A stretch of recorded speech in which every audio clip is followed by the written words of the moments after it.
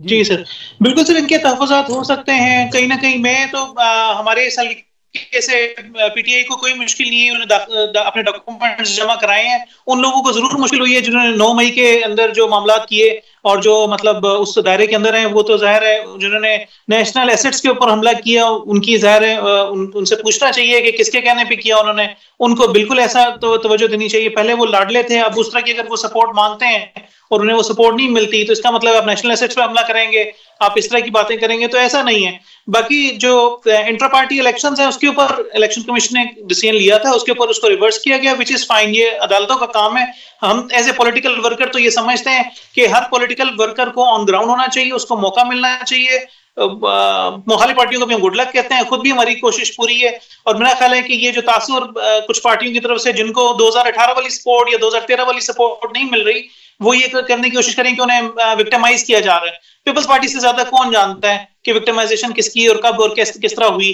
और जी peoples party ने तो कभी ऐसा कोई रोल प्ले नहीं किया जिसके अंदर आप तमाम मराइल देख लें, पीपल्स पार्टी के कोई एक इन्होंने सियासी कैदी बनाया हो, लेकिन बाकी पार्टियों की जो ये मामला रहे हैं हमेशा से। अब अल्लाह करे कि बाकी पार्टियों को अभी समझ आए कि ऐसा करना, और निगरान हुकूमत और जो बाकी मुक्तदर है उन्हें चाहिए कि ऐसे विक्टिमाइजेशन ना करें।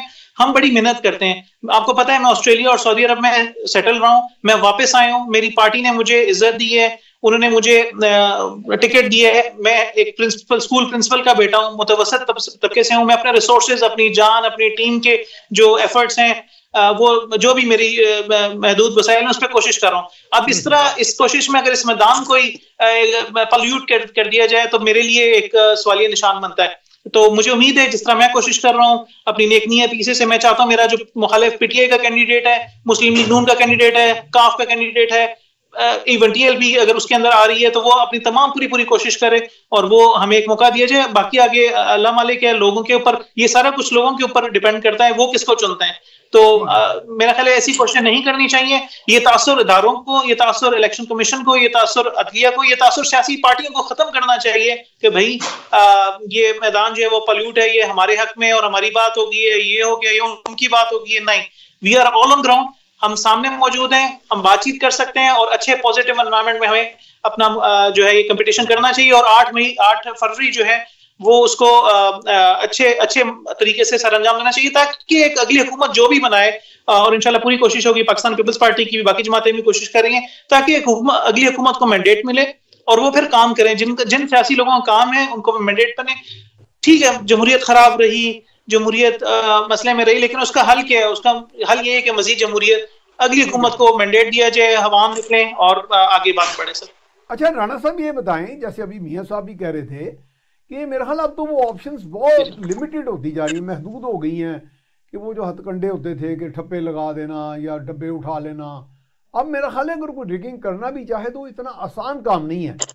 हम ये नहीं कह रहे कि हो जाएगी या ऐसे नहीं ऐसे होगी। ही तो मेरा ख्याल है इस बिल्कुल वक्त सर, ऐसा ही है। ब्रेक के बाद हम फिर आपसे मैं इसी सवाल का जवाब दूंगा। तो नाज़रीन अब हम जाएंगे ब्रेक पर, ब्रेक के बाद हम आपको दोबारा आपसे रब्ता करेंगे इंशाल्लाह। जी हम ब्रेक के बाद आपको दोबारा खुश आमदीद कहते हैं। तो हमें स्टूडियो में ज्वाइन किया जनाब मियां इमरान मसूद साहब ने, और स्काइप पर राना अदील अकबर और चौधरी अमजद साहब।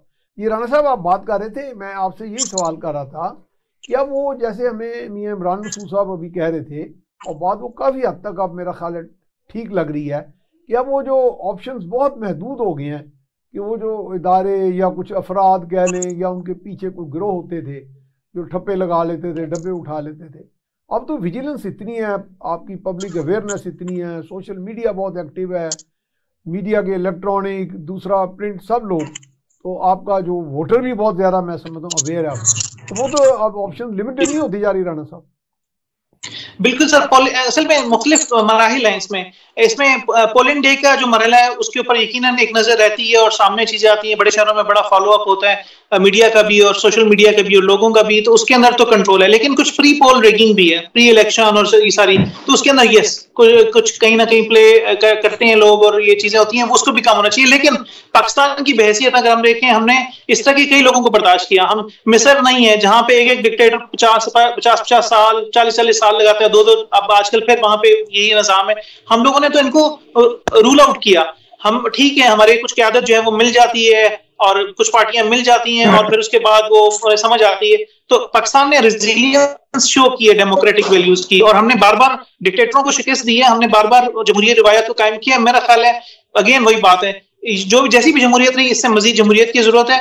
और ये सारा तो लोगों की हिंडसाइट में होगा कि हाँ भाई इसको कम से कम होना चाहिए। ये स्क्री पोल रिगिंग जिसको हम कहते हैं, जिसमें प्रोपेगेंडा, जैसे प्राइम टाइम टॉक शोज में उनको एक छोटे से 25 लोगों को भी बड़ा ये नुमाया कर देते हैं और उनको फैसिलिटेट किया जाता है, बाकी पार्टियों को नहीं किया जाता। 13 में हुआ, 18 में एक पार्टी के लिए हुआ, अब नहीं होना चाहिए अगर कोई विक्टिमाइजेशन हो रही है। तो उस चीज को भी कंट्रोल करने की जरूरत है मेरा ख्याल है, और ताकि एक सही लोगों का जो